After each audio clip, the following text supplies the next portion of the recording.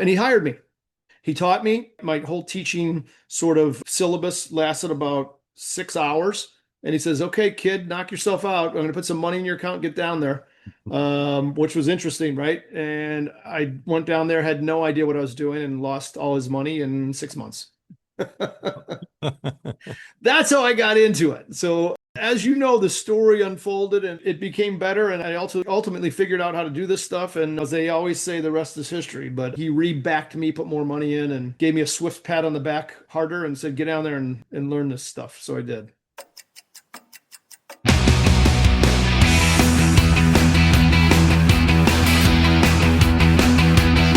Hello, Wealth Builders. You're listening to Wealth Building with Options.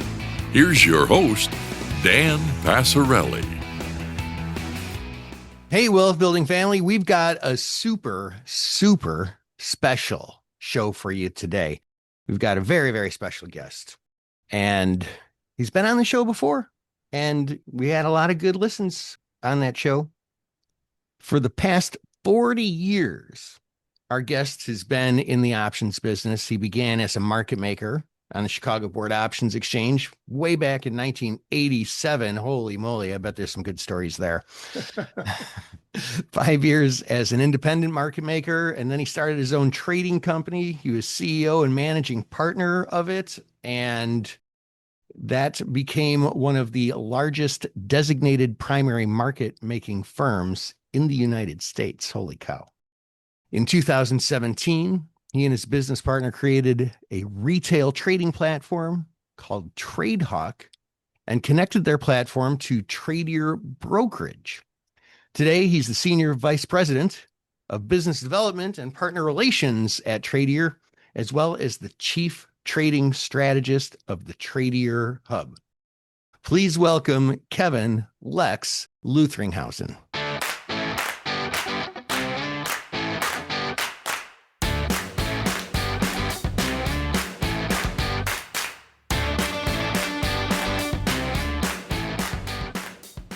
Kevin, welcome. Thanks, Dan. Appreciate it, man. It's good to be back. You know what I always like about your show when I do it? They can't see us, but we can see each other. And you've got this green room, which is your kind of colors of your firm, I think, which I love. That's a great green, by the way. Thanks. 3AB149. You even know that number. That's awesome. No, thanks for the intro. I appreciate it. So yeah, it's been a long time, man. And wow, has the world changed? Yeah, yes, indeed. Holy moly. Back when we were recording this, we've had market ups and downs, and I don't know if the whole thing is wrapped up by the time this episode comes out, but geez Louise, it's been adventurous, hasn't it? It sure has, for sure. So I don't remember if we talked about this last time you were on, but maybe you can remind our listeners, how did you get into the options business? Everybody has a story about it. What's your story, Lex? Yeah, so I got in early from graduating. I was going to college. I started out as a pre-med student. That was my dad's dream, was to have a doctor in the family. I would have been the first, but that didn't work out. So I made it halfway through junior year of college as a pre-med, and mathematics and English kind of all majors all clumped up into one, and called him up and said, "Hey, you know what, Dad? This isn't for me, this doctor thing." So I bailed. Wanted to become a lawyer, was going to be a lawyer then, took all the tests for that. I said, I don't like that either. So he was in the industry, right? He's been in the options industry. He was in the options industry for a while. So he said, why don't you try this trading thing? You might like that. If you do well at it, you can make some good money as a young guy. You don't have any expenses now, so I can kind of support you for a little bit, blah, blah, blah. So I said, that sounds good. I'm gonna give that a shot. So I connected with someone in the business who was already a market maker down at SIBO, Chicago Board Options Exchange then. They only refer to it SIBO now. And he hired me. He taught me. My whole teaching sort of syllabus lasted about 6 hours. And he says, okay, kid, knock yourself out. I'm going to put some money in your account, get down there, which was interesting, right? And I went down there, had no idea what I was doing, and lost all his money in 6 months. That's how I got into it. So as you know, the story unfolded and it became better. And I also ultimately figured out how to do this stuff. And as they always say, the rest is history. But he re-backed me, put more money in, and gave me a swift pat on the back harder and said, get down there and learn this stuff. So I did. Well, and you know that's not really an uncommon story for people to blow up that first account, right? Oh yeah. Yeah, it's tough, you know. I mean, I did there weren't the tools we have today. There weren't the Dan Passarellis of the world who are mentoring. You know, there weren't those kind of folks. And you know, we have internet now, we have Chat GPT, we have Claude, we have everything. So there's plenty of opportunity to learn the game. Now, does that make you a good trader automatically? No, of course not. There's some nuance to it and some trading skill that comes along with it. But with practice, you can be good. So we didn't have that. So, you know, you had to go just put your neck in there and jump in and swim to the shore and hopefully you made it, right? So it was not easy, I would say. So you have seen a lot, like, geez, Louise, you've done it all in this business. I've seen it almost from the beginning, just about from the beginning. How has your view of options changed since you started? Well, they have matured so much. They haven't changed much in terms of what they are. Right now, there's some cool new products and all that kind of stuff. Okay, I'll give you that. There's options on things you never thought there'd be options on. We're starting to get into the event prediction space and binaries again, which is interesting. But options are options, right? They have a strike, they have an expiration, they're affected by all the things we know they're affected by. But I think what's happened over this whole course of time is that it's option trading for the average retail type person has become democratized, meaning they can jump in, they can have a computer, they can open up a brokerage account, hopefully at Tradier, and they can begin trading for the lowest cost possible known to man, right? It's amazing. And you know what? Not only that, you have access to all this education and tools, like I mentioned before. So now you have people who can hold your hand a little bit. And guess what's happened in the marketplace? The market's gotten tighter. And when the markets have gotten tighter, it makes it so that your negative edge to get into a trade as a retail person has been diminished a good deal as well, right? So it has changed massively that way. When you and I were making markets on the floor, we prayed for wide markets. The wider, the better, as long as they had some action in them, right? Because that was our edge. So imagine trading SPY today as a market maker. Pretty hard at a penny wide to get in the edge there, right? Totally, man. Oh my Yeah. God. So whenever I talk to somebody on the show who is affiliated in some way with the brokerage firm, I Mhm. always love to try and get this question in there. And I cross my fingers and hope that you offer me a little bit of a glimpse anyway. Right. What are the most common option strategies traded by Tradier customers, and why do you think that is?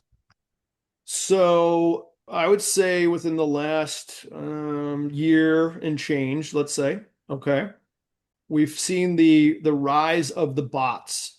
So there's been a lot of automation brought into the marketplace for retail people. So they can create this automated workflow and push their trade out to the marketplace and then have it closed effectively and efficiently using that bot. And the other thing I really need to add is that we've seen the rise of zero DTE trading, right? And we've always had zero DTE in our marketplace, even when I started a long time ago. It happened once a month, but we had it. On that day, on that Friday, the third Friday of every month, we had a zero DTE. And then they started adding Monday, Wednesdays, and so on and so forth. And all of a sudden, we have every day of the week for maybe 2, 3 weeks out. Well, that's changed the strategies that retail trading public does know. So they're trying to take advantage of that short duration zero DTE time frame, even 1, 2 DTs. And we're seeing a lot of short iron condors selling a call spread, selling a put spread into the marketplace. So we see just a massive amount of that. So very much a complex order, meaning a more than one leg trade, not just buying a call or buying a put, but combining calls and puts into spreads. And we see a lot of credit spreads. Does that make sense? Yeah, yeah, it is interesting how basically what you're allowed to trade kind of shapes what you trade, Yeah, you know? absolutely. Yep. No, I agree with that. So, but we've seen a ton of that. But I'd say the takeaway there is a lot more spread type trades than just straight out option purchases. Why Mhm. do so many traders struggle to be consistent? Is there one thing you could share that might make a big difference in our listeners' consistency?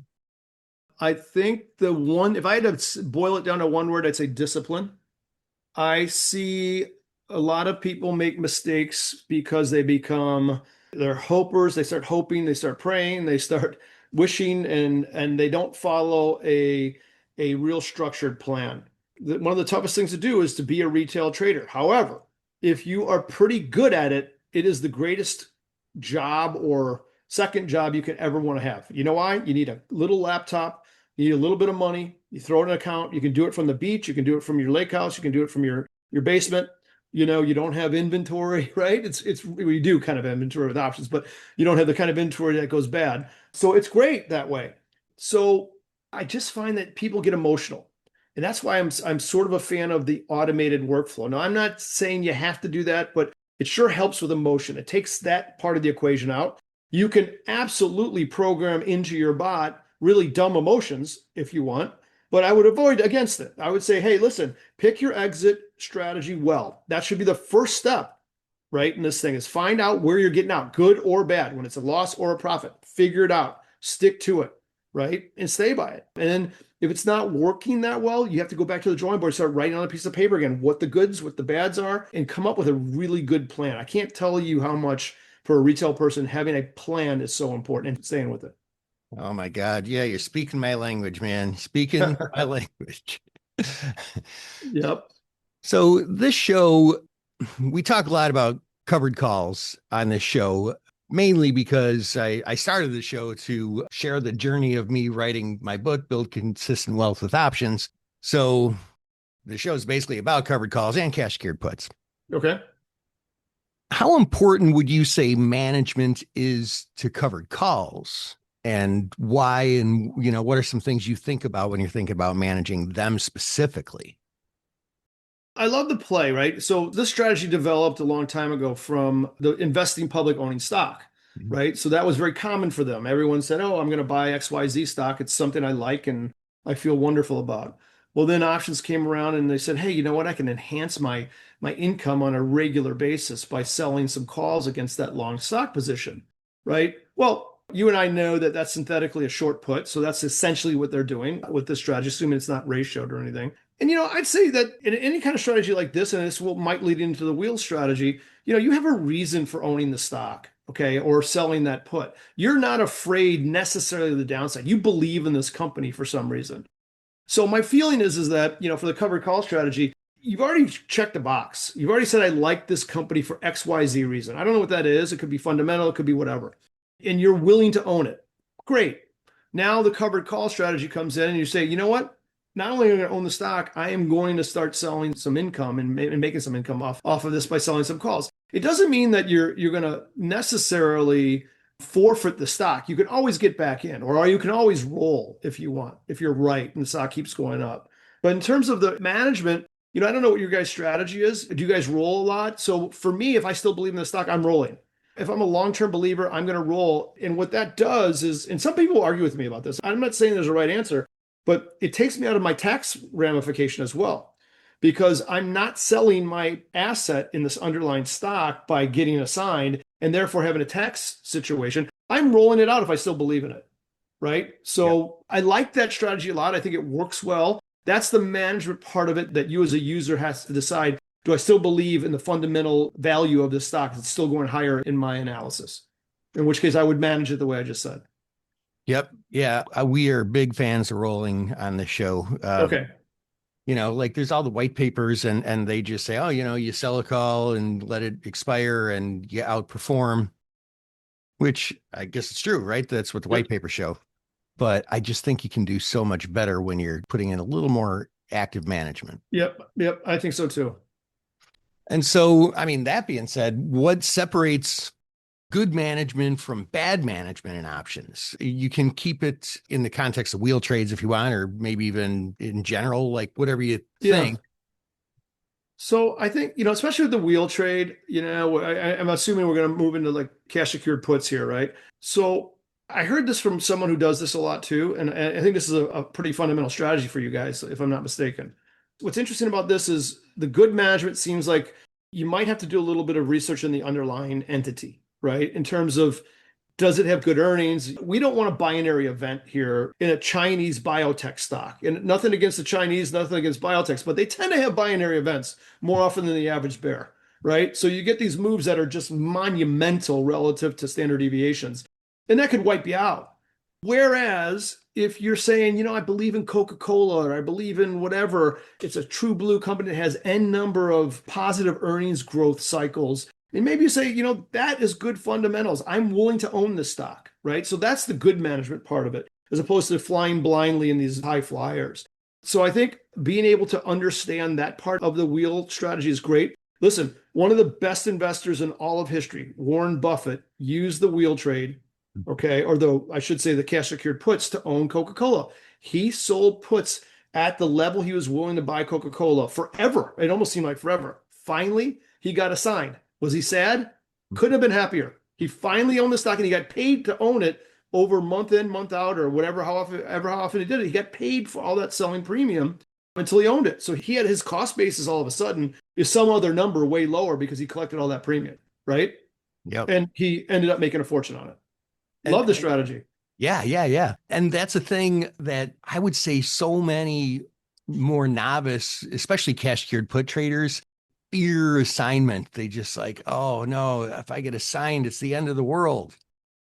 Yeah. I think if you're doing this game, you're looking at stocks that you are willing to own, period. If that answer is yes, then you shouldn't be upset with assignment unless you don't have enough money to take it. But then you're probably not putting the trade on in the first place, right? Yeah, right. Yeah. Not really cash secured in that case. That's right. All of a sudden it's a short put spread.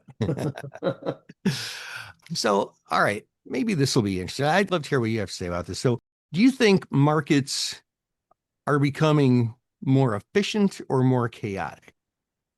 So I think they're becoming more efficient. I don't know if you're asking me, are they more efficient in value-wise, theoretical value-wise, or our ability as retail people to have liquidity and get in and out?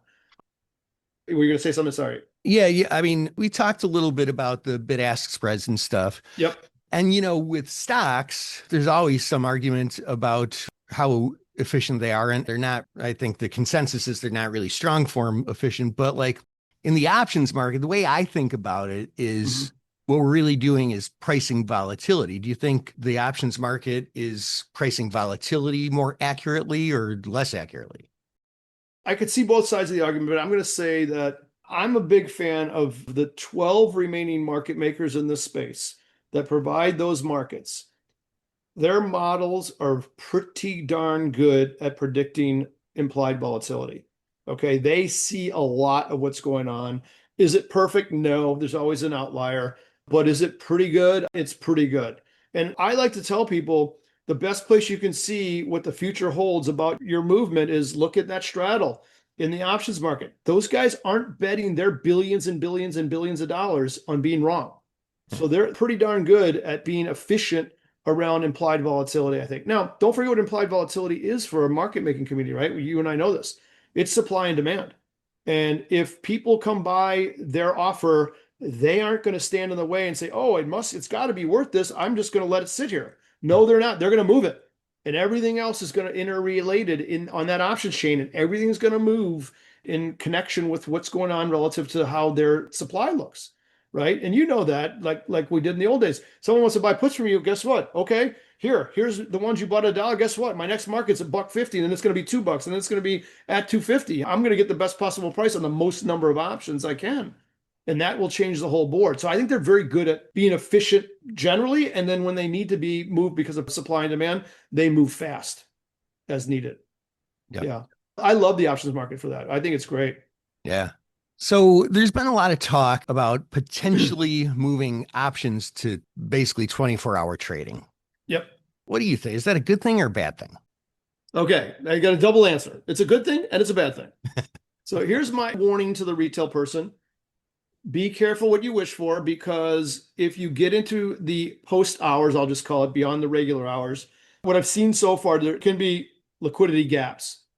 So you can get in situations where liquidity isn't nearly so much as there is during the regular hours. And that's sort of the bane of retail trading if you can't get in and out of something. So the more you have to pay or sell down to get in and out of things, that's harmful to you as a retail trader. So that's number one, be careful warning, is liquidity. Make sure it exists. the good part of it, the good thing is we have a global economy now. We have a global everything. So by opening up 24 hours, we get the people who are 14 hours ahead of us out in Asia and beyond who can now trade our markets, right? Because they have that 24-hour window so that whenever they're up, they can trade them, which is great. It's more volume for us and, hopefully it leads to more liquidity so that we're not in thin markets. So I'm a little mixed, I suppose. I don't really trade in the after hours. I don't like it. I use it as a barometer. If I'm closing something, I put my price out there. I'm not chasing anything. It's just my price. I'm happy to get it. If I get it, I get it. If not, I'll wait till the next day. Yeah, I think that's a time where poor liquidity can sometimes be helpful if you're disciplined and do what you're saying, Yeah, if I'm a market maker, I love after hours though, because I want, less liquidity because I want it to fly around. So Yep. So before we wrap up, for people who aren't familiar, what exactly is Tradier and how's it different from a traditional brokerage firm? Sure. So Tradier is a traditional brokerage firm in that, it's online. You can go on the web, tradier.com, open up an account. It behaves very much like the Tasties of the world, the Weebles, the Robinhoods, that sort of thing. Where it's different is we took a fintech sort of approach to the retail marketplace. What does that mean? We provide APIs to the public so that they as an entity or individual can use the APIs. And if they don't write code, they can use AI to do it. You can download our documentation into ChatGPT or Claude and ask it to do something. It'll spit it out and you can put it into your account and you could have an automated workflow using the APIs. So that's great for individuals if you're that kind of savvy and you can do that stuff. So you can create automated workflows there or any sort of analysis, right? Additionally, we extend those APIs to partners, right, who have platforms. They don't want to become a broker. They use us to be the broker. We're the broker in the box. We're the plumbing. They have the nice little cool gadgets and things on their thing. They can connect to us and they have built-in brokerage without having to become registered and have all the FINRA and SEC filings. So that's a neat little facet too. So now all of a sudden, we've built this ecosystem of platforms and workflows that you can use as a user, a Tradier customer. We don't have any control of what you pay for those because that's a third party, but you can build some building blocks and make a great workflow that works for you, whatever that is, right? And it can be multiple layers of it, and it's all built into the ecosystem. You just grab and place and build it, and then you're off to the races and using it. So it's a really neat little environment that's pretty tech-based too. So, but not scary tech-based. I want to make sure that's clear. I don't code and I can use it. So, works easy for me. Yeah. And, thinking back like 5-7 years ago or so, I heard about you guys offering APIs and using all that kind of stuff. And guys, like, wow, I don't know, it's high tech stuff. Right.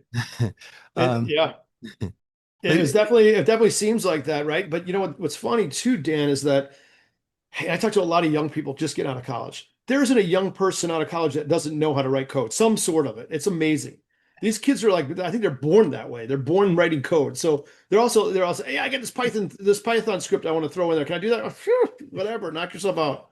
So it's amazing. So it's kind of cool to see that, I think the whole industry is just moving more and more towards APIs and all that, right? Yeah, and AI, and you've seen all these things that can read charts now. My goodness, can you imagine? So you can build that. You can build back testing. You could build some AI analysis of a chart pattern or anything. You can ask it just about, and if you do that in your little platform that's your own, you can have all those little buttons and just click them, and it gives you an idea, and you could act on it as you see fit, right? It's pretty crazy. Yeah, it really is. Well, Lex, thanks for sharing your time with our listeners and your experience. I think this was really great. Thank you. Thanks for having me. I love doing this stuff anytime. Really great. All right. And that about wraps it up for this show. We will see you next time. In the meantime, invest excellently.